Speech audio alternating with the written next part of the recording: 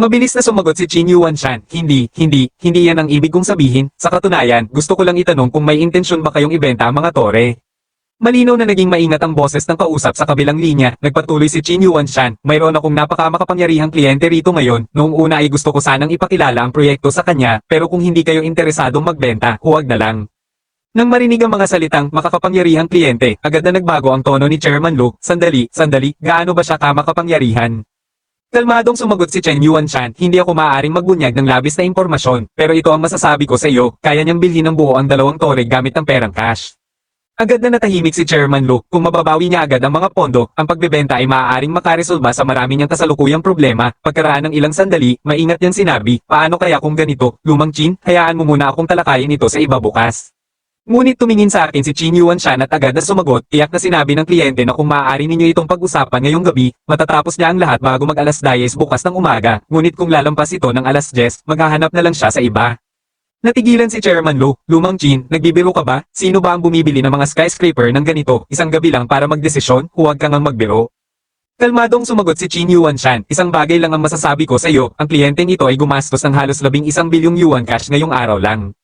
Nang marinig yun ni Chairman Lu, malinaw na nagbago ang paghinga niya. Huwag na nating isipin ang iba pang bagay, ang sino mang kayang gumastos ng ganoon kadali ng mahigit 10 bilyong yuan cash ay mayroong nakakatakot na lakas sa pananalapi. Walang dahilan para ang isang katulad niya ay makipaglaro sa kanya, subalit hindi niya pa rin maintindihan kung bakit nagmamadali ang kabilang panig. Ang pagbili ng mga gusali ay karaniwang may kasamang walang katapusang inspeksyon, negosasyon, pagsusuri, at legal na review, ngunit ang mahiwagang mamimili na ito ay ganap na nagbalewala sa normal na loikan ng negosyo. Sa huli, napabuntong hininga na lang si Chairman Lu nang walang magawa, sige, bigyan mo ako ng 1 oras, tatawagan kita pabalik. Matapos ang tawag, bahagya kong hinawakan ng aking noo at biglang naalala ang isa pang bagay. Tama, Presidente Qin, huwag mo ring kalimutan ang mga kumpanya ng pamumuhunan. Agad siyang tumango, magpapadala ako ng mensahe sa grupo at titingnan ko kung aling mga kumpanya ang kasalukuyang naghahanap ng pamumuhunan sa oras na ito.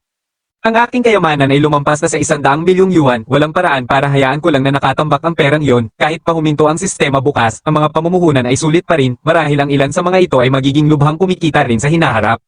Sa sandaling ipadala ni Qin Yuanshan ang mensahe, halos agad na sumabog sa dami ng tawag ang kanyang telepono, kulang sa 10 segundo ang nakalipas, may tumawag na agad sa kanya, Presidente Qin, totoo ba ang impormasyong papopost mo lang?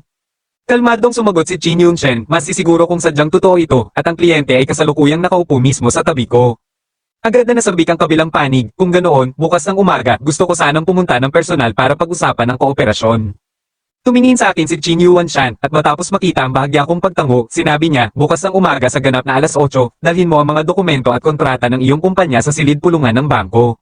Salamat, Presidente Qin, nagpatuloy ang mga tawag ng walang hinto pagkatapos yun, sa loob ng kulang sa 1 oras, sumagot si Qin Yuanshan nang hindi bababa sa 20 tawag, lahat ay mula sa mga taong naghahanap ng pamumuhunan o pakikipagtulungan, ang marami pang iba ay hindi man lang makapasok ang tawag kaya nagpadala na lamang ng sunod-sunod na mensahe.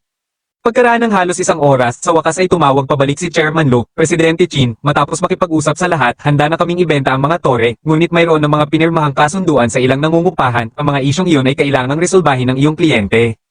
Casual akong sumenyas na wala itong problema. Agad na sumagot si Qin Yuanshan, walang problema. Bukas ng umaga sa ganap na alas 7, dalhin ang lahat ng dokumento at kontrata sa silid pulungan ng bangko. Matapos ang ilang palitan ng magagalang na salita, sa wakas ay natapos ang tawag, tinitingnan ng hindi mabilang na hindi pa nababasang mensahe na dumaragsa sa kanyang telepono, napangiti na lamang ng mapait si Qin Yuanshan bago maingat na nagtanong sa akin, Ginoong Go, napakaraming tao, alin sa mga ito ang dapat kong kumpirmahin? Kalmado akong sumandal at sumagot, sabihin mo sa kanila ito, ang sino mang may bakanteng oras ngayong gabi ay maaaring makipagkita sa akin ngayong gabi, ang mga hindi makakarating ngayong gabi ay dapat dumating bago mag alas 9 bukas ng umaga, pagkatapos ng alas 9, hindi na kailangang pumunta pa dahil pagkatapos ng alas 10, may iba na akong aasikasuhin at wala na akong oras para tumingin pa sa iba. Bagamat labis siyang nag-uusisa kung ano ang plano kong gawin pagkatapos ng alas 10, matalinong hindi na nagtanong si Qin Yuanshan, yumuko na lamang siya at tahimik na nagsimulang sumagot sa lahat. Nang makitang lumalalim na ang gabi, biglang nagmungkahi si Qin Yuanshan, Ginoong Go, paano kung lumipat tayo ng lokasyon? Hindi nagtagal, personal niya akong dinala sa pasukan ng isang pribadong clubhouse. Ito ay isang pribadong club na pagmamayari ng isa sa aming mga kliyente. Sa loob, may mga lugar para sa libangan, mga lounge, masahe, at tahimik na pribadong silid. Maginhawa rin ito para sa pag-uusap ng negosyo mamaya.